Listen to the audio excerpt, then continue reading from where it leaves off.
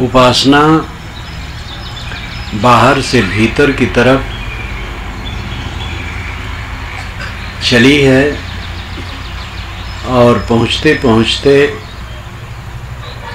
स्वयं में पहुँची है। आदमी पहले बाहर कुछ खोजता है और जब थक जाता है तब अंतर्मुख होता है। लौकिक स्थिति में भी हम देखते हैं, इंद्रियों के भोगों को भोगते भोगते, खाते पीते सब करते करते जब थक जाता है तब समझता है कि इसमें सुख नहीं है, तब अंतर्मुख होता है। एक नौजवान पढ़ता था कॉलेज में, पढ़ते पढ़ते फिर नौकरी पाया, अच्छी नौकरी, खूब पैसा मिलने लगा और फिर उसको खाने की तृष्णा बड़ी हो गई, खूब घी, दूध, दही, मेवे, वो मोटा गया। कई वर्षों के बाद जब मैं मिला मुझे, मैंने कहा तू अपने शरीर को बहुत खराब कर लिया। कैसा पैसा मिलने लगा और खाने की इच्छा हुई, खूब खाऊं, तो खूब खाया। अब खाने से इतनी वितृष्णा हो गई है कि इसमें रस नहीं है। चर्बी बढ़ गई, परेशान हो रहा हूँ और लगता भी है आखिर खा के क्या होगा, क्या फायदा हुआ, तो अब परेशान हूँ। भोग भोगते भोगते आदमी थक जाता है, तब लगता है कि इसमें रस नहीं। पैसा कमाते कमाते आदमी थक जाता है। गुजरात में एक जगह में था, तो जिनके घर में निवास था, पूरा समाज का निवास था, वो नया मकान था। एक व्यापारी थे, वो मकान ही बनाते थे, कॉलोनी बनाते थे। तो मेरा प्रवचन जब सुने तो हम मेरे पास बैठे कि महाराज हाइबिट हो जाती है। अब मेरे पास इतना पैसा है कि कुछ न कमाऊँ कोई हर्ज नहीं, लेकिन बैठ नहीं पाता हूँ, हैबिट हो गई है। पैसा फिर कमाऊँ, फिर कमाऊँ, फिर कमाऊँ, और देख रहा हूँ पैसे से मुझे आत्म शांति नहीं है। हरदम चक्कर काटता रहता है दिमाग, इतना बढ़ जाए, इतना बढ़ जाए, इतना बढ़ जाए, और जितना बढ़ गया है उससे हमें कोई आत्म संतोष नहीं मिल रहा है। और समझ में आ रहा है, आप जब कहते हैं तो बिल्कुल बात समझ में आती है कि थक रहा हूँ, लेकिन मन नहीं मानता है। तो सांसारिक दृष्टि से हम देखें तो आदमी खूब भटकता है, खूब भटकता है। कोई कोई अंतर्मुख होता है फिर भटक करके। ऐसे उपासना में भी है, बाहर खोजते खोजते जब नहीं मिला तब अंतर में लौटा। प्रत्यक्ष, परोक्ष और अपरोक्ष, ये तीन विषय हैं। प्रत्यक्ष जो इंद्रियों से प्रतीत हो, और परोक्ष जो मन की अवधारणा हो, और अपरोक्ष स्वयं है। सारा संसार प्रत्यक्ष में डूबा है। जो आंख से दिखाई देता है, कान से सुनाई पड़ता है, नाक से सूंघने में आता है, जीभ से चखने में आता है, चाम से छूने में आता है, वही यथार्थ लगता है और लगता है ऐसे रहेगा। एक जवान आदमी को भले वो समझता है कि जवान बुरा होता है, इतना समझते हुए भी उसको लगता है ऐसे रोज रहेगा। कैसा भ्रम है, कैसी अविद्या है, कैसा मोह है। दूसरे को मरते देखते हैं कि छूटेगा, सब छूटेगा, लेकिन इसका ख्याल नहीं रहता है। ये रहता है ऐसे रहेगा, ऐसे खूब मेरा चकाचक रहेगा। लेकिन बड़े बड़े ऐश्वर्यशाली, बड़े बड़े माया मोही अंत में ढील होते हैं, बीमार होते हैं, वृद्ध होते हैं, रुग्ण होते हैं, और उनका सारा तमाशा बिगड़ता है। अनुकूल लोग प्रतिकूल होते हैं, बनी चीज बिगड़ जाती है, शरीर तो बिगड़ता ही है। तो प्रत्यक्ष में सारा संसार डूबा है। कुछ जीव प्रत्यक्ष से उबते हैं, लगता है कि ये सब में संतोष नहीं है, तब परोक्ष में खोजते हैं। कहीं परमात्मा है, कहीं देवता है, ब्रह्म है, सुख का आधार है, और उसके लिए फिर वो परिश्रम करते हैं। तो उनको प्रत्यक्ष में डूबे रहने की स्थिति की अपेक्षा कुछ संतोष मिलता है। अकेले में हम बैठे हैं और किसी भगवान की कल्पना करें तो मन में थोड़ा संतोष आता है लेकिन पूर्ण शांति नहीं मिलती है। पूर्ण शांति जब तब मिलती है जब आदमी अपनी तरफ लौटे। भारतीय परंपरा में जो उपासना का मूल है वैदिक दृष्टि से वो विष्णु है। भारतीय परंपरा हम इसलिए कहते हैं क्योंकि भारत में वेद ही पुस्तक है जो प्राचीनतम है। उसके बराबर की भी कोई पुस्तक नहीं है और उससे प्राचीन तो है ही नहीं। ऋग्वेद मुख्य वेद है, सबसे बड़ा है और प्राचीन है। और ऋग्वेद जो में उपासना है वो विष्णु सर्वोच्च है। वो विष्णु है सूर्य। मैंने कहा था कि कबीर साहब अपनी वाणी अंतर्ज्योत से शुरू करते हैं और वेद की ऋषि अग्नि से शुरू करते हैं और तथागत बुद्ध मन से शुरू करते हैं। तो वेद में है अग्निमीले पुरोहितम यज्ञ से देव मृत्युजम होतारम रत्न धातमम, ये पहला मंत्र है ऋग्वेद का। और गायत्री मंत्र है अग्निम ईले। अग्नि देवता है, ईले जो अस्तुति योग्य हो। अग्निमीले पुरोहितम, साणाचार्य भास करते हैं अग्नि नामकम देवम। अग्नि तो अग्नि नाम का देवता है। और ईले अस्तौम, ईले का अर्थ होता है अस्तुति योग्य। ईड़ अस्तुताविद धातु, ईड़ धातु अस्तुति परक है। यही बात मुसलमान कहते हैं अल्लाह। अल कहते हैं आदर को। ऋग्वेद में अरबी भाषा में कहीं भी आदर सूचक देना होगा शब्द तो अल दिया जाएगा। अल और इलाह, इलाह नाम पूज्य। अल और इलाह ये दो पद मिला करके अल्लाह शब्द बनता है। अल इलाह, अल नाम आदरणीय आदर योग्य और इलाह पूज्य। और ईड़ ईर इलाह सब एक है। साण कहते हैं ईड़ अस्तुता विद्धातु, ईले अस्तोम, ईले ईल इलाह ईड़ सब एक ही बात है। कैसा अद्भुत साम्य है। वेद के मंत्र में ईल का अर्थ और अरबी भाषा का ईल इलाह एक बैठ जाता है। तो यहाँ मैं कह रहा था कि अग्नि से शुरू होती है उपासना वैदिक ऋषियों की। दूसरे लोग थे लेकिन उनका कोई साहित्य नहीं प्राप्त है। आर्यों का साहित्य प्राप्त है ऋग्वेद और उसके बाद अन्य वेद बने। अग्नि से उपासना शुरू हुई। अग्नि का महासमुच्चय सूर्य, उसको विष्णु कहा गया। ऋग्वेद में 24 बार ये बात आती है 3 पाद छेप की। विष्णु ने 3 कदम रखा।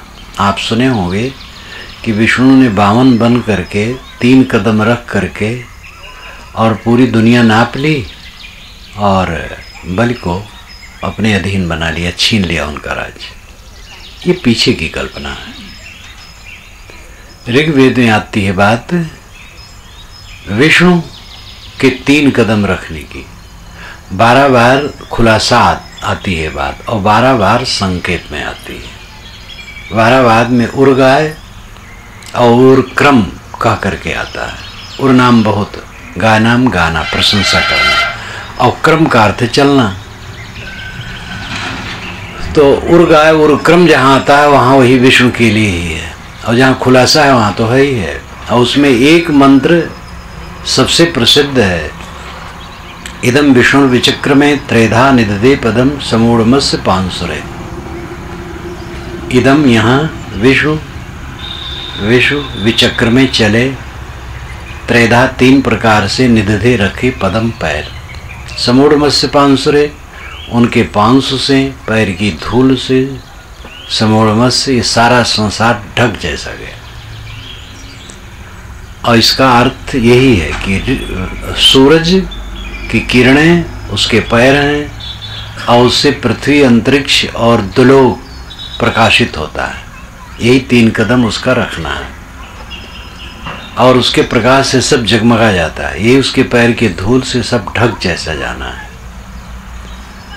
और आदित्य, सूर्य, सविता, दधिक्रा, अश्वनी, उषा, ये सब आग्नेय हैं, सूर्य के ही प्रकार हैं। सूर्य को विष्णु कहा गया है वेद में। विष धातु से विष्णु शब्द की उत्पत्ति विद्वान मानते हैं। विष नाम प्रवेश करना, विष का अर्थ ही होता है प्रवेश करना। सूरज अपने किरणों से मानो सब में प्रवेश करता है, इसलिए सूरज विष्णु है। आगे चल करके ऋत को माना गया जो सब में प्रविष्ट है। ऋत नाम नियम, नियम सब जगह व्याप्त है। तो असली विष्णु तो नियम है, लेकिन वेद का वचन सूर्य को लेकर के शुरू ज्यादा हुआ। आगे चल करके विष्णु का एक आकार बनाया गया जिसके 4 हाथ हैं, शंख, चक्र, गदा, पद्म धारण किए, सांवला है, सुंदर है, और उसकी उपासना चल पड़ी। तो विष्णु जो सब में प्रवेश करे वो विष्णु है, इसीलिए उसको व्यापक भी कहा जाता है। सब में क्या प्रविष्ट है? नियम। हर जगह नियम प्रविष्ट है, हर जगह नियम स्थित है। नियम को पहचाने, नियम से चले, वो विष्णु उपासक है। विष्णु कौन है? जो सब में प्रविष्ट हो। सब में कहते हैं कण कण में विष्णु या ईश्वर व्याप्त है। तो उसका अर्थ यही है, कोई व्यक्ति नहीं व्याप्त है, कोई देवता नहीं व्याप्त है, नियम व्याप्त है। सब जगह नियम व्याप्त है, कण कण में नियम व्याप्त है। इसलिए पूरे संसार की जो स्थिति है उसको विवेक से समझकर जहां बर्ताव करने की बात हो नियम से चले, नियम का उल्लंघन न करे। भोजन करने बैठे तो संतुलित भोजन करे, पेट में ज्यादा भोजन जाने न दे, बहुत कम न करे जिससे कि सूख जाए, और ज्यादा न करे जिससे पेट भारी हो, संतुलित खाए। तो एक विष्णु की उपासना यह हो गई, नियम से चले। ठंडी लगी है तो आग के पास ऐसा बैठे कि जिससे गर्मी काम भर की मिल जाए और जले ना, आग के नियम को समझे। कहीं आग लग गई हो, बुझाना हो तो प्रार्थना न करे कि अग्नि देवता है, वेद में अग्नि को देवता कहा गया है, प्रार्थना करो। प्रार्थना करोगे और वो जलाता चला जाएगा सब। उसमें पानी डालो, धूल डालो। अगर बाढ़ आ जाए तो प्रार्थना करो, हे वरुण देवता रुक जाओ, कोई मतलब होगा? वहां से अपना सामान लेके भागो। नियम जानो, संसार का नियम जानो।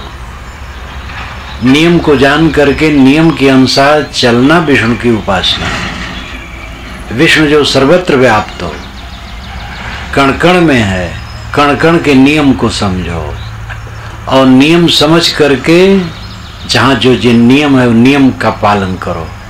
सावधानी बरतो, हवा में घूमो, प्रकाश कुछ सूरज की किरणों का सेवन करो, सुबह ठंडी में, गर्मी में हल्का सेवन करो, पानी का सेवन करो, हवा का सेवन करो। अपने घर का खिड़की दरवाजा इस ढंग से रखोगे इससे हवा प्रकाश उसमें आवे। दूसरे के मन को समझो। सबका मन क्या चाहता है? आदर चाहता है, और ये नियम व्याप्त है, हर मनुष्य के मन में यही है, आदर चाहता है। इसलिए किसी को अनादरित न करो, आदर के शब्द को, मीठे शब्द को, ये नियम समझो और ऐसा चलो। आप मीठा बोलोगे मीठा पाओगे, कट बोलोगे कट पाओगे। दर्पण के सामने हंसोगे तो प्रतिबिंब हंसेगा, और क्रुद्ध होगे तो प्रतिबिंब क्रुद्ध होगा।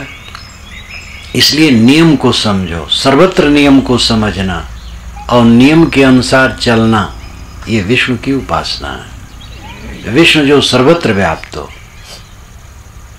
मैंने कहा विष धातु से विद्वान लोग मानते हैं विष्णु शब्द बना, और विष का अर्थ ही होता प्रवेश करना। तो जो सब जगह प्रविष्ट है, सर्वत्र व्याप्त है, वो विश्वव्यापी नियम है, जिसको वैदिक भाषा में ऋत कहते हैं। कारण कारज की व्यवस्था हर जगह है, उस व्यवस्था को समझो। अंधविश्वास में, धर्म के क्षेत्र में अंधविश्वास, आदमी देवता लोग हजारों वर्ष जिए, राजा इतने वर्ष जिए, अमुक ऋषि इतने वर्ष जिए, ऐसा कहीं नहीं है। जो नियम है मानव का, मानव के जीवन का नियम है, वो 100 वर्ष के अंदर मरने का है, या कुछ लोग 100 से ऊपर जाते हैं। कई 100 वर्ष और कई हजार करोड़ अरब वर्ष ऐसा कोई जीता नहीं। इस नियम के अनुसार समझो तो ज्ञान सच्चा होगा। पोथियों में तो क्या क्या लिखा है जो नियम विरुद्ध है। गोस्वामी जी ने काकभूषण के मुख से कहलवाया। गरुण से काकभूषण जी कहते हैं, यहाँ बसत मोहि सुन खग ईशा, बीते कल्प 7 और 20। हे खगेश, इस आश्रम पर रहते रहते मेरे 27 कल्प बीत गए। 4 अरब 32 करोड़ वर्ष का एक कल्प होता है। तो 4 अरब 32 करोड़ का एक कल्प होता है। 1 खरब और करीब करीब 16 अरब वर्ष से मैं यही हूँ, इसी आश्रम में। और हर त्रेता में अयोध्या जाता हूँ, राम की जन्म लीला देखता हूँ, बाल लीला,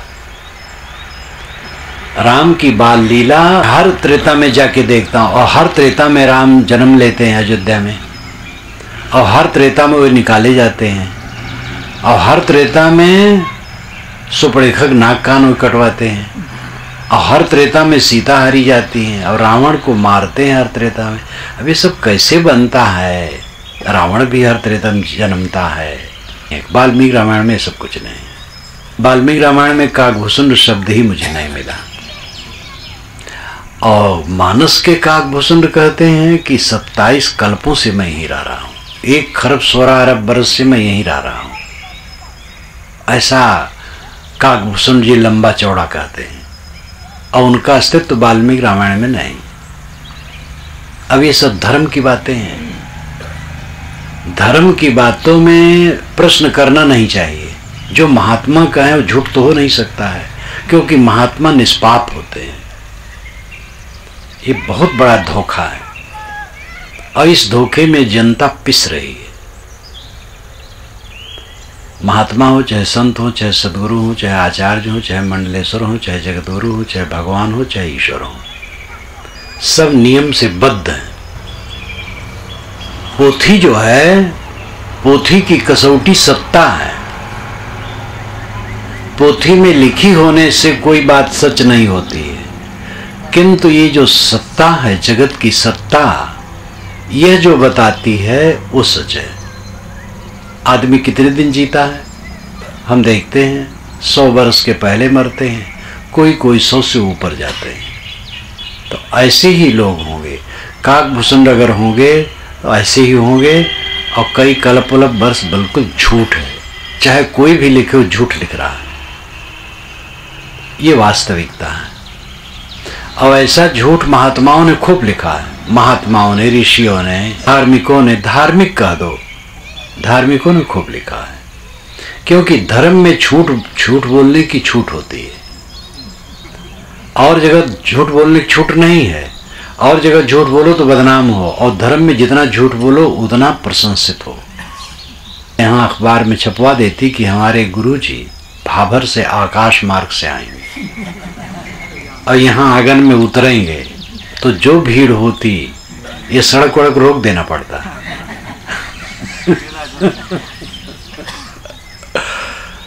तो धर्म में झूठ बोलने खूब छूट है, इसलिए धार्मिक लोग झूठ बोलने में डरते नहीं। अब ये सब भगवान के भक्त हैं, विष्णु के भक्त हैं। विष्णु का भक्त वह है जो ये मानता है कि आदमी 100 वर्ष के अंदर जीता है, कोई ऊपर जाते हैं बस, और ज्यादा नहीं। ये विष्णु की उपासना है, क्योंकि विष्णु जो विश्वव्यापी नियम है वो नियम यही बता रहा है। इसी प्रकार और भी बातें समझ लीजिए। धर्म में अजीबोगरीब बात लिखी जाती है, सनसनीखेज बातें लिखी जाती है। महात्मा जो चाहें सो कर दें, महात्मा अमुक के अवतार हैं, और बहुत बहुत अजूबी बातें लिखी जाती हैं। सब कुछ झूठ, सबका सब झूठ है। मनुष्य, महात्मा भी केवल मनुष्य हैं। महात्मापन का अर्थ है उन्होंने अपनी इंद्रियों को जीत लिया है, मन को जीत लिया है, अपने में स्वस और संतुष्ट है, बस इतना ही है। उनका उपदेश सुनो, उनकी बात सुनो, उनको देखो, समझो और उनसे प्रेरणा लो, उनके जीवन से और उनके उपदेशों से प्रेरणा लो और कल्याण करो। वे आप 5 फीट के हैं तो वे 6 फीट का आपको बना दें, ये नहीं हो सकता। 1000 सिद्ध महात्मा मिलकर के आपके मूंछ की एक बाल को भी न बढ़ा सकते हैं न घटा सकते हैं, आपके नख को न घटा सकते हैं न बढ़ा सकते हैं। जो है सो है। महात्मा का काम अद्भुत काम करना नहीं है, महात्मा का काम है आत्मसंतुष्ट रहना। सबसे बड़ा सुख क्या है? आत्मसंतोष। और ये जो काम कर रहे हो महात्मा है, संत है। महात्मा संत में थोड़ा फर्क है। महात्मा जो इंद्रिय जयी हो और संत जो सत्य में स्थित हो। जो झूठ बोल बोल करके बहुत कुछ लिखे हैं धर्म ग्रंथों में, इनमें से महात्मा हो सकते हैं, इंद्रिय जयी हो सकते, लेकिन संत नहीं हो सकते। संत वह होगा जो केवल सत्य बोले, सत्य लिखे, सत्य माने, सत्य में रहे, वो संत है। संत, सत शब्द से ही संत शब्द बना है, इसलिए जो सत्य में स्थित हो संत है। जो जितना ही विश्वव्यापी नियमों को मानता है उतना वो वैष्णव है। विष्णु जो सब में व्याप्त हो वो नियम है, और नियमों के अनुसार जो चलता हो, अपने जीवन को चलाता हो, वो विष्णु भक्त है, वो सच्चा वैष्णव है। लेकिन विष्णु एक 4 हाथ वाला हमारे सामने खड़ा हो गया है, और उसकी जो उपासना करता हो वैष्णव कहलाता है। और जो नियम से चलता है, चरित्रवान है, उसको वैष्णव कहने के लोग तैयार नहीं है। लेकिन असली वैष्णव वही है। हमारी उपासना बाहर से भीतर तरफ चली है। विष्णु सूर्य है, और आगे चल करके विष्णु विश्वव्यापी नियम है। सूर्य भी स्थूल है, सूर्य भी अनंत विश्व ब्रह्मांड को देखते हुए ये कण की तरह है। हमारी पृथ्वी से 13 लाख गुना बड़ा है सूर्य, और दहकता आग का पिंड है। दूरबीन से आप देखें तो सूर्य के चारों तरफ लौ दिखाई देती है। चारों तरफ की लौ तो दिखाई, बीच की लौ नहीं दिखाई देती। शायद और बड़ी दूरबीन से और दिखाई देती हो, लेकिन मैंने एक दूरबीन से देखा तो सूर्य के चारों तरफ लौ लपट दिखाई देती है। पूरा सूर्य ठोस नहीं है, लौ है, लेकिन पृथ्वी से 13 लाख गुना बड़ा है। फिर भी अनंत विश्व ब्रह्मांड को देखते हुए एक कण के तुल्य, एक चिंगारी के तुल्य, क्योंकि देश अनंत है, काल अनंत है। आप हवाई जहाज में बैठे एक, और 1 सेकंड में 10 अरब किलोमीटर चलें और चलते रहें सैकड़ों वर्ष, तो देश का अंत नहीं होगा, शून्याकाश का अंत नहीं होगा। इसलिए देश अनंत है और काल अनंत है। कब से काल है कहना व्यर्थ है, कब तक रहेगा कहना व्यर्थ है। अनादि अनंत है काल, और देश काल व्यापी विश्व भी अनंत है। तो उसमें सूर्य का कितना महत्व है? हाँ, हम लोगों के लिए महत्व है। हम पृथ्वी वालों के लिए सूर्य अगर न हो तो पृथ्वी निर्जीव हो जाएगी। सूर्य की इतनी महिमा वेदों में की गई, इतनी महिमा में, काव्य में और भावुकता में तो की गई है, लेकिन उसमें तथ्य इतना है कि वेदों को पढ़े तो पता लगता है कि आज से हजारों वर्ष पूर्व ऋषि लोग अनेक बातों के यथार्थता तक पहुंचे थे, और आज के लोग इतना पोगापंथी हो गए हैं कि बिल्कुल ही बुद्धि उल्टी हो गई। और उस जमाने में जबकि वो काव्यात्मक कहते हैं, काव्य में भावुकता अपने आप होती है, लेकिन फिर भी अगर वेद पढ़ें तो सूर्य के विषय में या सत्ता के विषय में बहुत ऐसी ऐसी बातें धारदार हैं कि क्या पूछना। अब सृष्टि के विषय में ही को ददर्श प्रथमम जायमानम स्तनवंतम यदनस्था विभर्ति, किसने पहले देखा है उस मूल सूक्ष्म प्रकृति को उत्पन्न होते हुए जिसने सारे संसार को धारण कर रखा है। ये कथन कितना मार्मिक है। को ददर्श, किसने देखा, प्रथमम जायमानम, प्रथम उत्पन्न होते, स्तनवंतम, हड्डी वाला, यत अनस्था, जो अनस्था हड्डी रहित विभर्त धारण किए हुए है। हड्डी रहित ने हड्डी वाले को धारण कर रखा है, उस हड्डी रहित को किसने पहले उत्पन्न देखा है, ये शब्दार्थ होगा। सूक्ष्म प्रकृति हड्डी रहित है, पार्थिवता रहित है, स्थूलता रहित है, बहुत सूक्ष्म है। और ये संसार विश्व ब्रह्मांड देखते हो, पेड़ पहाड़ सब बड़े बड़े गोलक घूम रहे हैं सृष्टि में, तो ये पार्थिव है, स्थूल है, हड्डी वाले हैं। इस हड्डी वाले जगत को, अनंत विश्व ब्रह्मांड को जो धारण कर रखा, उस सूक्ष्म प्रकृति हड्डी रहित है, सूक्ष्म है, अत्यंत सूक्ष्म है। कपिल जी ने कहा है, गुणानाम परमम रूपम न दृश्यपद मृक्षते, यत् दृश्य प्रथम प्राप्तम तन मायो सुतुच्छकम। जो पदार्थों के सूक्ष्म स्वरूप हैं वो आंख से नहीं दिखाई देते, और जो आंख से दिखाई देते हैं वो मायामय तुच्छ हैं। यानी जो सत है वो दिखाई नहीं देता है, और जो दिखाई देता वो सत नहीं दिखाई देता, वो जोड़ है, बिखर जाएगा। और जो सत है, इकाई है, वो दिखाई नहीं देती है। तो सूक्ष्म प्रकृति अत्यंत सूक्ष्म है, और उसी ने सारे संसार को धारण कर रखा है। उस सूक्ष्म प्रकृति को उत्पन्न होते किसने देखा। भूमि में असुर सृगात्मा क्वचित कुद विद्वान मुपगात प्रश्न में तत्। भूमि से असु और असृग पैदा हो गए, लेकिन आत्मा क्वचित, आत्मा क्या है। भूमि से अभिप्राय है प्रकृति, और असु का अर्थ है प्राण, प्राण से अर्थ है सूक्ष्म शरीर, असृग का अर्थ है रक्त, रक्त का लक्षणार्थ है स्थूल शरीर। तो प्रकृति से सूक्ष्म शरीर और स्थूल शरीर बन गए, ये तो बात समझ में आती है, क्योंकि प्रकृति जड़ है, उससे स्थूल शरीर बन गया और सूक्ष्म शरीर बन गया। आत्मा को असित, आत्मा क्या है। आत्मा तो जड़ से नहीं बनेगा। को विद्वान मुपगात प्रश्न में तत्, ये बात पूछने के लिए विद्वान के पास कौन जाता है। इतनी बढ़िया बात, ये दीर्घतमा का वचन है,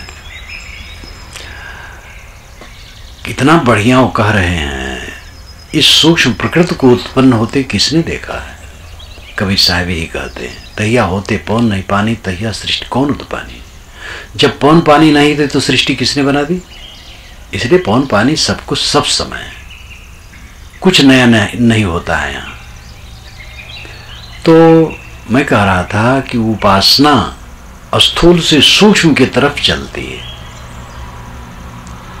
पहले सूर्य की उपासना चली, फिर विश्वव्यापी नियम माना गया, और विष्णु स्थूल बना लिए उस सूर्य के जगह पर। लेकिन विवेकियों ने स्थूल विष्णु को निरस्त करके आत्मा को विष्णु कहा। एक संत भोजन कर रोटी खा रहे थे, तो कुत्ते बैठे थे, तो उनको भी रोटी दे रहे थे। तो नौजवान कुछ आए तो हंसने लगे देख करके। तो महात्मा ने कहा, विष्णु परिस्थितो विष्णु, विष्णु खादित विष्णु, कथम हंस विष्णु, सर्वम विष्णु एवं जगत। विष्णु विष्णु के साथ बैठा है, विष्णु विष्णु को खिलाता है। अरे विष्णु तुम क्यों हंसते हो, सारा संसार विष्णुमय है। तो मैं विष्णु हूं। महात्मा ने कहा, मैं विष्णु, ये कुत्ते विष्णु हैं। अरे विष्णु तुम बच्चे भी विष्णु हो, क्यों हंसते हो। तो आत्मा को विष्णु कहा गया। आत्मा ही सब घटों में प्रविष्ट है, जहां जहां देखो तहां तहां सोई सब घट रहा समाई, साहब कहते। आत्मा चेतन जीव सब घटों में प्रविष्ट है, वही विष्णु है। आत्मा की उपासना अंतिम उपासना। मुझको कहाँ ढूंढे बंदे, मैं तो तेरे पास में। अभी आपने भजन सुना, यहां ईश्वर के तरफ से मानो कहा गया हो। ईश्वर कहता है कि मुझे तुम कहाँ खोजते हो, मैं तो तुम्हारे पास हूं, कहते हैं कबीर साहब। लेकिन ईश्वर के तरफ से मानो कहलाते हैं, ब्रह्म के तरफ से, परमात्मा के तरफ से। कहाँ खोजते हो, तुम्हारे पास में मैं हूं। पास भी का अनेक तरीका है। मैं तुम ही हूं, जो तुम हो वही मैं हूं। तुम ब्रह्म हो, तुम परमात्मा हो, तुम महान हो, तुम शिव हो। कहाँ बाहर खोजते हो? ये बात वेदों में भी थोड़ी थोड़ी है, उपनिषदों में ज्यादा है, शास्त्रों में है, पुराण जिसमें प्रपंच बहुत है उसमें भी बीच बीच में है। और दूसरे लोग भी ये कहते हैं। एक मियाँ जी जा रहे थे, ये कर्नलगंज एक बाजार है, वहाँ की बात है, कम से कम 20-25 वर्ष पुरानी होगी। मैं जा रहा था, उधर से वो आ रहे थे, बुजुर्ग थे और धर्म वाले थे। तो मैंने कहा कि आप ये बताइए कौन सा ईश्वर कहाँ है? तो रुक गए, कहे कि आप हैं, हम हैं। तो आप और हम हैं तो ईश्वर है। हम कहे तो बहुत बढ़िया बात आप कहे। हम आप ना होते तो ईश्वर क्या होता? अंत में अहम पदार्थ को छोड़ करके, स्वयं पदार्थ को छोड़ करके सत कहां मिलेगा?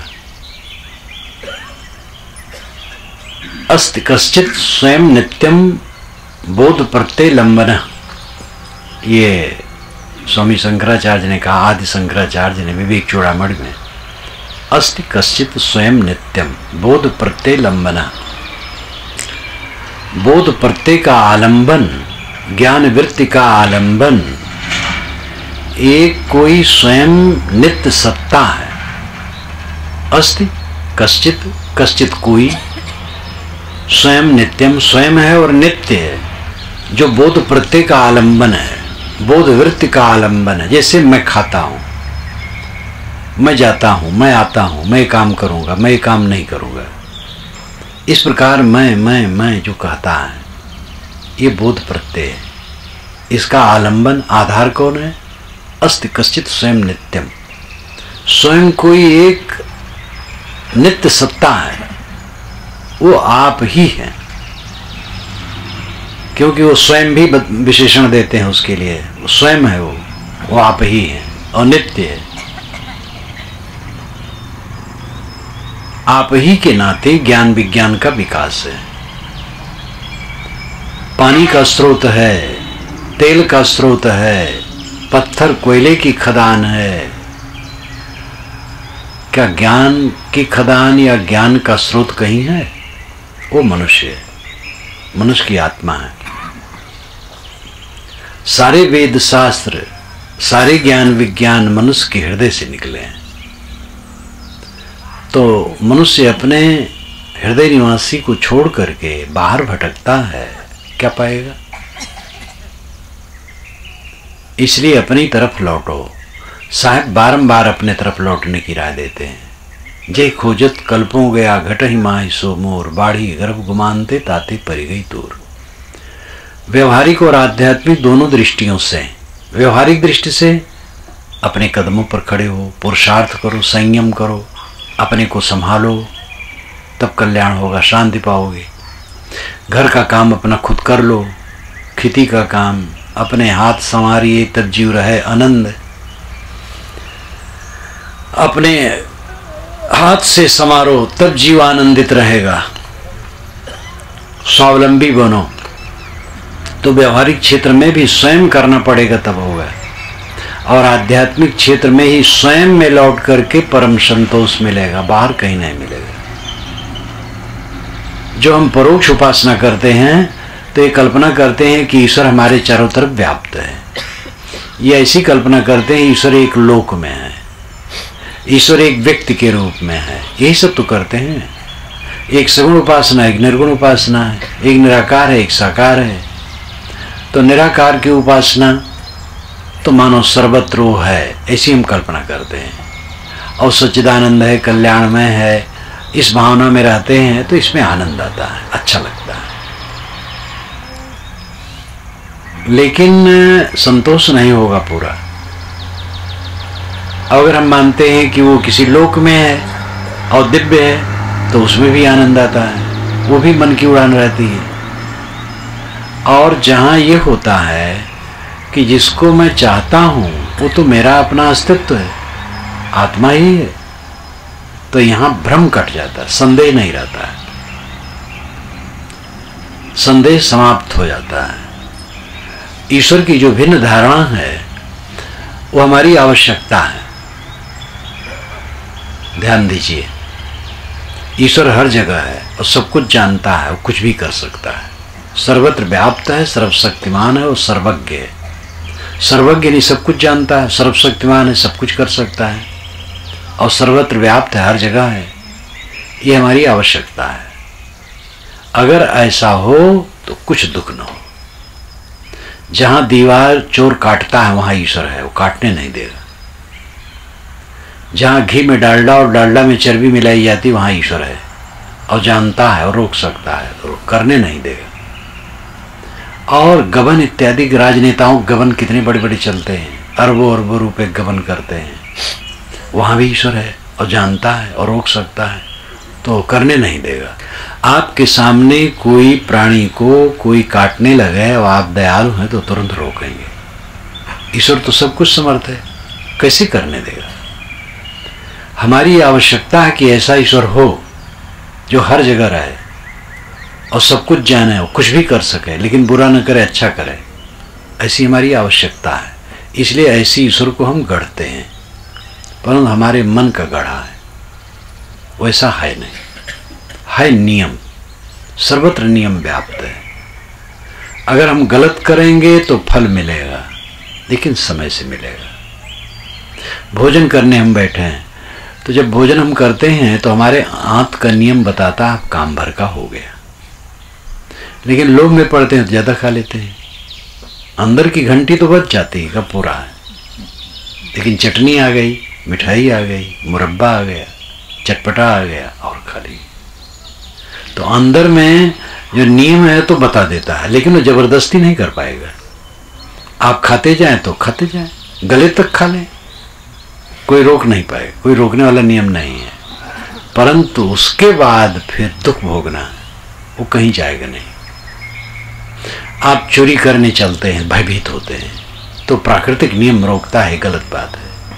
आप उसकी उपेक्षा कर देते हैं तो ऐसा कोई नहीं है कि तुरंत पकड़ करके चार चाटा लगा दे। फिर जाओ आप चोरी करो, मन खराब होगा, पकड़े जाओगे, पीटे भी जाओगे, जेल भी जाओगे, कुल होगा। कर लेने के बाद छुट्टी नहीं है, भोगना है। तो जो भावुकता पूर्वक ईश्वर की कल्पना है वो व्यक्ति ईश्वर की कल्पना है। जब हम ये सोचते हैं कि ईश्वर सोचता है, हम प्रार्थना करते हैं तो वो सुनता है और फल देता है, लड्डू चढ़ाते हैं तो खुश होता है, तो ये ईश्वर को व्यक्ति बना देना हुआ। और ये हमारी आवश्यकता है, आवश्यकता के नाते हम ऐसा करते हैं। फिर आवश्यकता और भद्दी हो जाती है तो और हम ईश्वर को सस्ता कर देते हैं। जैसे कि चोरी किए, माल ले आए, काफी माल लाए, 1000-2000 रुपये, मिठाई, कपड़ा, फूल माला ले जाके मंदिर में पूजा करने लगे। हे भगवान क्षमा कर दो, रोने लगे। भगवान पिघल गया, लड्डू पाया, रुपया पाया, फूल पाया, इतना कमीशन मिल गया, वो खुश हो गया और क्षमा कर दी। तो ये भी हमारी आवश्यकता है। ऐसे हम अपने को झुठलाते हैं। कोई ऐसा ईश्वर नहीं है जो आपकी प्रार्थना सुने और आपके लड्डू से खुश हो। हमारी आवश्यकता है, इसलिए उस आवश्यकता को लेकर के हम अपने को धोखे में डालते हैं और ऐसे ईश्वर को गढ़ते हैं जो नहीं है, और जो ईश्वर है उसको समझते नहीं। असली ईश्वर है विश्वव्यापी नियम, उसको हम समझते ही नहीं। उसमें मेहनत है, त्याग है, बेईमानी न करो, किसी के हक को न छीनो, ये ईश्वर का नियम है, यानी विश्वव्यापी नियम है ये। परंतु अगर किसी छीन लेते हैं तो थोड़ा माल आ जाता है घर में, तो अच्छा लगता है, इसलिए भगवान ऐसा बना लेते हैं कि वो क्षमा कर दे, काट दे।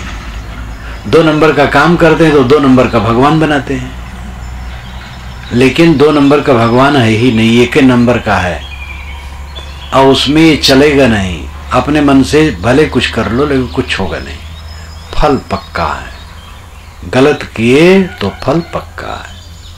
कोई भगवान भी हो, ज्यादा भोजन कर ले तो उसका भी पेट खराब हो जाएगा। अगर कहीं भगवान हो और ज्यादा खाए तो पेट उसका भी खराब होगा। गुरु हो, पेट ज्यादा खाए तो उनका भी पेट खराब होगा और चेला का भी खराब होगा। कि प्रकृति कभी छोड़ती नहीं किसी को, ये असली ईश्वर। और इससे लोग आंखें मीचे रहते हैं। असली ईश्वर से सबको डर है, इसलिए हम नकली ईश्वर बनाते हैं। असली ईश्वर की उपासना नहीं करना चाहते हैं, झूठे ईश्वर की उपासना करते हैं, अपना धोखा खाते हैं, दूसरे को धोखा देते हैं। यही हम लोग कर रहे हैं, संसार के लोग कर रहे हैं, और इसका परिणाम यह है कि सब अशांत और दुखी। इसलिए असली ईश्वर की उपासना करो। बाह्य ईश्वर नियम है, आंतर ईश्वर आत्मा है। ये ईश्वर की 2 परिभाषा की जा सकती है। विश्वव्यापी नियम मानो ईश्वर है, और उसको पहचानो, और पहचान करके तदनुकूल आचरण करो। ये बाह्य आचरण का विषय है। और मन का निरोध भीतरी आत्मा रूपी परमात्मा में करो। मन का निरोध हो गया तो आत्मा ही शेष बचा। जब हम किसी प्रकार की उपासना करते हैं, बाह्य उपासना, तो किसी आलंबन में मन को ठहराते हैं। जैसे कबीर साहब का चित्र है, उसमें ठहराएं। तथागत बुद्ध का चित्र है, महाराज राम का चित्र है, या और भी विष्णु शिव कोई चित्र ले लें, उसमें मन ठहराएं। या ज्योति में ठहराएं, नाद में ठहराएं, बिंदु में ठहराएं, किसी आधार में अपने मन को ठहराते हैं। तो ये बाह्य उपासना है। किसी शुभ आधार में मन को ठहराना बाह्य उपासना है। और चंचल चित्त को स्थिर करने के लिए इसकी उपयोगिता है, जहां जिसकी श्रद्धा हो। कबीर साहब में श्रद्धा है तो कबीर साहब का चित्र लेकर के मन को रोको उसमें। आप सबसे ज्यादा अपने गुरु को मानते हो तो कोई बात नहीं, अपने गुरु को लेकर रोको। रामकृष्ण को मानते हो, उनको लेकर रोको। ज्योति में मन ठहराने में या शब्द में मन ठहराने में रुचि हो, उसमें ठहराओ, आपका विचार है। जिसका आप ध्यान करते उसको आप कुछ देते नहीं, वो अपने लाभ के लिए है। तो जैसी रुचि करो, इसमें विभिन्नता है। लेकिन अंतिम ध्यान है चित्त की वृत्ति का शांत हो जाना, कुछ न सोचना। और ये काल्पनिक नहीं है, तथ्य है। ये तब होता है जब अभ्यास बढ़े और वैराग बढ़े, दोनों। खास कमजोरी तो साधक की है वैराग की कमी, संसार की नश्वरता को न देख पाना, सब कुछ की दयनीय दशा को न देख पाना। सब कुछ पिस जाने वाला, रात दिन सब पिस रहा है, सब काल के गाल में है। इसको न समझ पाना और इसको चित्त में स्थिर न कर पाना, वैराग की तीव्र वृत्ति न होना और अभ्यास न होना।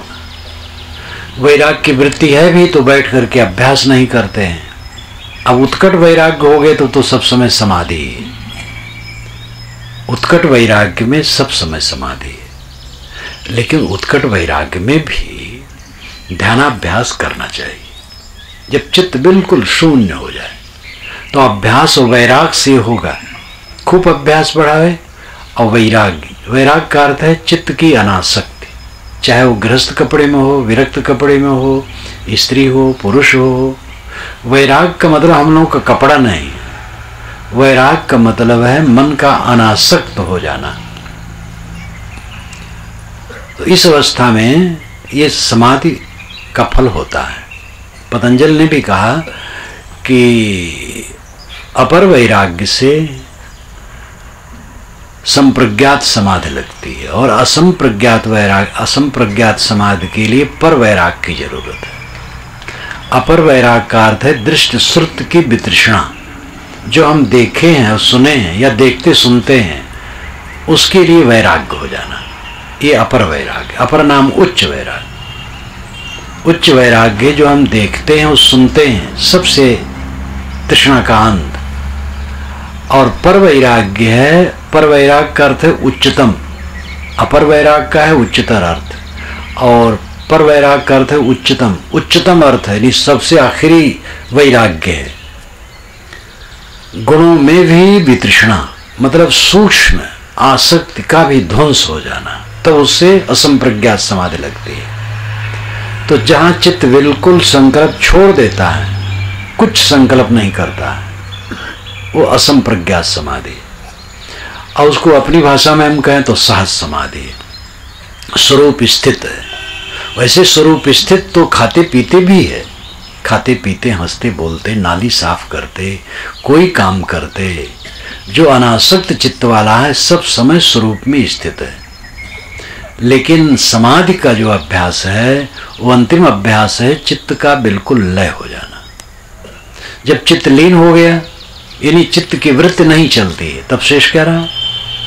उसका दृष्टा स्वयं आत्मा। तो वहां दृष्टा भी नहीं रहा, ज्ञान मात्र रहा। पतंजलि ने भी कहा कि तदा दृष्टु स्वरूपे अवस्थानम, तदा तब दृष्टु नाम दृष्टा की स्वरूपे अपने रूप में अवस्थानम स्थित हो जाती है। जब चित्त वृत्त शांत हो गई तो आत्मा अपने आप में निमग्न हो गया। यही परमात्मा को पाना है। परमात्मा का अर्थ है उच्चतम आत्मा। प्रेतात्मा, दुष्टात्मा, शुद्धात्मा, महात्मा, परमात्मा, इन सारे शब्दों में आत्मा शब्द मूल है।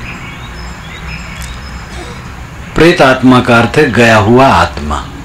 प्रेत का अर्थ ही है शरीर छोड़ के जो चला गया है। और दुष्ट आत्मा का मतलब है खराब स्वभाव का आत्मा। शुद्ध आत्मा का मतलब है पवित्र स्वभाव का आत्मा। महात्मा का अर्थ है इंद्रियजयी, जो इंद्रियजयी है वो आत्मा। और परमात्मा का अर्थ है गुणातीत आत्मा, सारी आसक्तियां जिसके चित्त से निकल गई हैं, जो आत्मा राम है, आत्मा मग्न है, वो परमात्मा। तो परमात्मा कहीं बाहर से मिलने वाला नहीं। मुझको कहाँ खोजे बंदे, मैं तो तेरे पास में, कबीर साहब ने ईश्वर के मुख से कहलवाया है। वो सब कहने की तरीका है। जैसे शिव काशी कैसे भई तुम्हार, कबीर साहब काशी में घूम रहे थे तो दशाश्वमेध घाट पर शिव जी मिल गए। कल्पना करो, मान लो शिव जी मिल गए तो साहब ने पकड़ लिया शिव जी को और कहा, शिव काशी कैसे भई तुम्हार, अजहू हो शिव ले विचार। चौवा चंदन अगर पान, घर घर सुमिरत होत पुराण। बहुविध भवने लागू भोग, ऐसो नगर कुलाहल करत लोग। बहुविध प्रजा लोग तो ते कारण चित ढीठ मोर। हमरे बलको की है ज्ञान, तोहरा को समझावे यान। हर हर सिर सो कहल वेहो, जहां हम तहां दूसर नहीं केव। दिनाचार्य मंधर हो धीर, जस देखें तस कहें कबीर। शिव जी को कबीर साहब ने पकड़ लिया काशी में और कहा, महाराज शिव काशी कैसे भई तुम्हार, अय शिव जी तुम्हारी काशी कैसे हो गई है। अजहू हो शिव लो विचार, अय शिव जी आज भी विचार लो। बहुत गड़बड़ियाँ काशी में चल रही, बड़ी आपाधापी, बड़ी बेईमानी, बड़ी बदमाशी, आपके नाम पर बहुत गुंडा करती है। ये सब कैसे हो गया है, शिव काशी कैसे भई तुम्हार। अजहू हो शिव ले विचार, चौवा चंदन अगर पान, घर घर सुमिरत होत पुराण। चौवा चंदन अगर पान से आपकी पूजा होती और घर घर अस्मृत और पुराण पढ़े जाते हैं। और हर जगह देखो बम बम शिव शिव काशी में चल रहा है। तो चौवा चंदन अगर पान, घर घर सुमिरत होत पुराण। बहुविध भवने लागू भोग, ऐसो नगर कोलाहल करत लोग। घर घर में भोग लगता है शिव जी का और नगर में कोलाहल मचा हुआ है हर हर बम बम का। चौवा चंदन अगर पान, घर घर सुमिरत होत पुराण। बहुविध भवने लागू भोग, ऐसो नगर कोलाहल करत लोग। बहुविध प्रजा लोग तोर, तुम्हारी प्रजा बहुत है, भक्त तुम्हारे बहुत है काशी में भरे। बहुविध प्रजा लोग तोर, ते कारण चित ढीठ मोर। तुम बड़े प्रतिष्ठित हो, इसलिए मैं भी खूब दृढ़ता से आया हूं आपसे बात करने के लिए। हमरे बलों की है ज्ञान, हम तो बालक हैं। कबीर हम बालक हैं, अब आप पुराने हैं, बड़े हैं, तोहरा को समझाओ यान, तुम्हें कौन समझावे, तुम ही तो सर्वे सर्वा हो। इतना अंधेर खत यहाँ चलता, कुछ नहीं सुधार रहे हो। हमरे बलकों की है ज्ञान, तोहरा को समझावे यान, तब हर हर्षित सो काल भयो। तब शिव जी हर्षित हो गए। सोचे कबीर बच्चा है, क्या जाने, हर हर्षित सो काल भयो, तो अपना भेद बताए। जहां हम तहां दूसर नहीं क्यों, जहां हम हैं वहां दूसरा कोई नहीं। यहां पाप हो क्या, शिव नगरी में सब मुक्त ही हैं। यहां पाप की बात नहीं है, पाप भी पुण्य बन जाता है। यहाँ जहां हम तहां दूसरा नहीं क्यों। तब कबीर साहब ने कहा, दिनाचार्य मन धरहु धीर, 4 दिन ऐसा कह करके धीर पकड़ो, कर्म फल भोग भोगना है, समझ लो। जस देखें तस कहें कबीर, कबीर तो जैसा देखते वैसा सही सही कहते हैं। ये कथोपकथन एक कल्पना में है। कुल कहते हैं साहब, कोई शिव जी आके थोड़े कहते हैं, लेकिन ऐसा रूपक बांटते हैं, एक मनोरंजक हो जाता है और जो भ्रांतियां है उसको उड़ा देते हैं। बीजक व्याख्या में पढ़ो, सब समझ में आएगा। इसी प्रकार यहां पर साहब कहते हैं, मुको कहां ढूंढे बंदे, ईश्वर की तरफ से कहते हैं। ईश्वर मानो कहता, मुझे क्या ढूंढ रहे हो, कहां ढूंढ रहे हो, मैं तो तेरे पास में हूं। फिर वो बहुत सा गिना देते हैं, जितना गिनाते हैं, भृकुटी, कुंडलनी, जो भी कहो, जितना गिनाया गया उससे और भी गिनाया जा सकता है। तीर्थ में, मूर्त में, योग में, संन्यास में, मैं कहीं नहीं हूं। मैं तो हर सांसों की सांस में, जिसके रहने से सांस चलती है वह मैं हूं। यानी वो आत्मा के प्रति अहम भाव उत्पन्न करके कहते हैं, आत्मा ही अहम तत्व है, स्वयं तत्व है, स्वयं तुम शिव हो। वेदांतियों ने ही कहा, पहले मैंने कहा नहीं कि विष्णु की उपासना चली, ब्रह्म तो अग्नि के लिए पहले कहा ही गया है। ब्रह्म बृहत्वाद ब्रह्म, जो बढ़े वो ब्रह्म। और आग जलाओ तो बढ़ जाती है, इसलिए आग को ब्रह्म कहा। और आग में हवन करने वाले को ब्राह्मण कहा, और जिस मंत्र के द्वारा हवन किया जाए उसको भी ब्राह्मण कहा, उसको भी ब्रह्म कहा। जैसे वेद के मंत्रों को ब्रह्म कहा जाता है, इसलिए शरणाचार्य ने अपने भाष्य में कई जगह ब्रह्म का अर्थ वेद मंत्र कर दिया। तो वेद मंत्र ब्रह्म है, अग्नि ब्रह्म है, और वेद मंत्रों द्वारा अग्नि में जो हवन करे वो ब्राह्मण है। लेकिन शोधकों ने शोधा कि आग तो जड़ है, जो उसका दृष्टा है, उसका प्रेरिता वो कौन है, उसका तो प्रेरिता भी अलग रूप में माने। ब्रह्म की 2 परिभाषा उपनिषदों में है, एक परोक्ष एक अपरोक्ष। ये चांद सूरज चलाने वाला ब्रह्म भी कहा गया, लेकिन दूसरा कहा गया शुद्ध आत्मा को। पूर्व एकादश द्वार मजस्यावक्र चेतसा अनुष्ठान सोचत विमुक्तस्य विमुच्यते एतत् वैतत्। पूर्व एकादश द्वार 11 दरवाजे का नगर है शरीर, और इसमें एक अज अवक्र चेतन निवास करता, अजन्मा शाश्वत और अवक्र सरल शुद्ध चेतन निवास करता।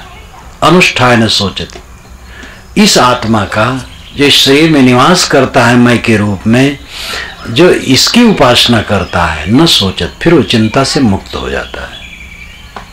विमुक्तस्य, वो विमुक्त रहता है जीवन भर, और शरीर छूट जाने पर विमुच्यते, सदा के लिए मुक्त हो जाता है। एतद वैतत, ऐ नचिकेता, जिसके लिए तूने प्रश्न किया वो यही आत्मा है, जो बोलने वाला है, दृष्टा है, इस शरीर के अंदर में है। तो कबीर साहब जो कहते हैं, ऐसी बातें बीच बीच में शास्त्रों में आती हैं, लेकिन फिर दूसरी बात कह करके उलझ जाती है। कबीर साहब बारंबार अपने तरफ लौटाते हैं। जैसे कि अन्य शास्त्रों में भी कहीं कहीं ब्राह्मणवाद का खंडन है। कहा गया है कि ब्राह्मण कौन है, जो इंद्रिय मन को जीते वही ब्राह्मण है। जितेंद्रिय धर्मपरा स्वाध्याय निरता शुचि ही काम क्रोधो वसो यस्य तम देवा ब्राह्मण विदु। जो जितेंद्रिय हो, धर्मपरायण हो, स्वाध्याय में निरत हो, काम क्रोध को बस में कर लिया हो, उसको देवता लोग, विद्वान लोग ब्राह्मण कहते हैं। तो ये पारखी वचन है। लेकिन आगे चल करके कहा गया रूढ़ ब्राह्मण, उसको जो ब्राह्मण नहीं मानता है और उसकी पूजा नहीं करता है वो बहुत गलत है। तो इस प्रकार कह दिया गया। तो दोनों बातें कबीर एक ही बात कहते हैं, वो मनुष्य को श्रेष्ठ मानते हैं, किसी वर्ण और जात को श्रेष्ठ नहीं मानते, ठेकेदारी को एकदम खत्म कर देते हैं। संप्रदाय के नाते कोई ऊंचा नहीं हो सकता है, आचरण के नाते ऊंचा होता है। इसलिए कबीर की वाणी विज्ञान की वाणी है, धर्म के क्षेत्र में विज्ञान की वाणी है। पूरा बीजक पढ़ो दहकती आग की तरह, कहीं कूड़ा कचरा रखने की जगह नहीं है। इतना निर्भय हो महापुरुष, मरने की डरा ही नहीं, कोई हमें मार देगा क्या करेगा। उधर मुसलमानों का शासन और उधर पंडितों का हिंदू समाज में अपना शासन, और दोनों को चुनौती देता है। काशी में रह करके वो महापुरुष कहता और के छे ले तो छींचा, तुमसे कहो कौन है नीचा। और के छूने से तुम पानी छिड़कते और कहते ओम अपवित्र अपवित्र हुआ, तुमसे कौन नीचे। ये कहना तुमसे कौन नीचे है कोई मामूली बात है उस जमाने में। और ये महापुरुष पाला गया जुल्हा के घर में। मुसलमानों में भी सैयद यहां नहीं पाला गया, पठान ही नहीं पाला गया, जुल्हा के। लेकिन वो डरा नहीं, हीन भावना कबीर में है ही नहीं। कबीर की याद करो तो सब लोग सोना बन जाओ। वीर कबीर कितने निर्भय थे और एकदम ज्यों का त्यों कहे। तो कबीर वाणी जो है वैसी बात जगह जगह शास्त्रों में है, लेकिन उलट करके भी है, इसलिए उलझ जाता है। कबीर एक ढंग से कहते हैं, लसफस नहीं कहते हैं। इलाहाबाद में एक पंडित पंडितानी रहे, अब पंडित तो चले गए, बेचारी पंडितानी हैं, दोनों प्राणियां हैं। अब वो भी जाती हैं जब बन जाता है समय। तो मुझसे कहें बीजक व्याख्या मेरी दोनों पढ़ें, लेकिन पंडितानी तेज रहें।